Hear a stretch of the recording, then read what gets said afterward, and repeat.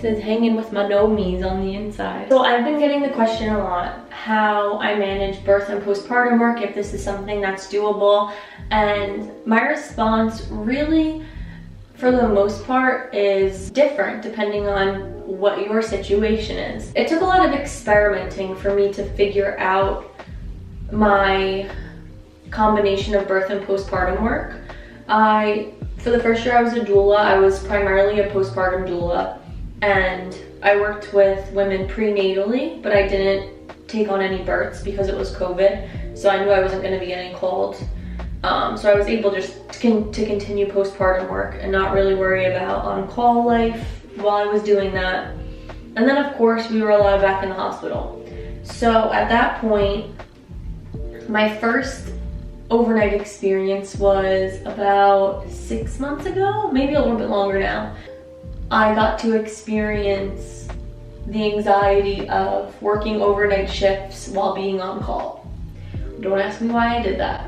I'm not really sure. I was just so excited to be working and have clients that I really just took on as much as I possibly could. So a couple months into doing both overnights and being on call, I was only overnight for a couple nights a week instead of like 4 or 5 nights a week.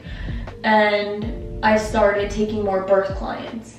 And I really enjoyed being on call when I didn't have overnights. It was not as anxiety ridden as I was in the past. So it's fine, like I don't mind being on call. I think that working on both sides is beneficial for sustainability reasons.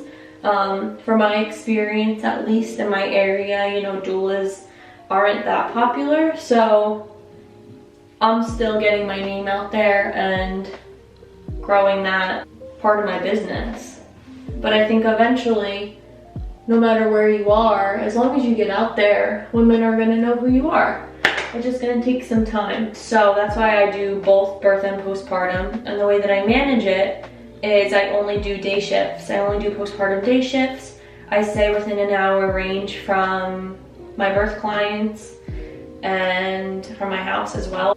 My advice is to just do what you have to do in the beginning to get started. Whatever makes sense investment-wise, whatever makes sense for your, you know, area, rock on. And you'll be able to do it. There's a lot to say about starting this work and not marketing the right way, because then it's just wasting time. But I think you can be successful on either side, whether you do both, whether you do one, just as long as you're getting yourself out there. But I think the only way that you will know what's right for you is by taking that first step and really throwing yourself into it. So if you're looking to be a birth doula, to really push that in your area. And if you're looking to do postpartum, to really push that. I don't think you need both. That's just the way that I entered this work because of my knowledge already of the postpartum period in infants. But I don't think it's really 100% necessary. I just think it can be a good cushion if that's something that you're interested in and would like to have some knowledge on. I think that a lot of companies now do both birth and postpartum certifications. Some do dual certifications. Some give you discounts if you do both. So there's a lot of opportunities to get both of those certs without really much more of an investment now. It's totally possible to manage both. So to sum it up, I do think it's possible to do both postpartum and doula work. I just think it takes some time to actually feel it out. So I encourage you to do both. If that's something that you're into, I do it. Right now it's working. It may not work for everybody, but I think that only you know what will work best for your lifestyle and what your priorities are.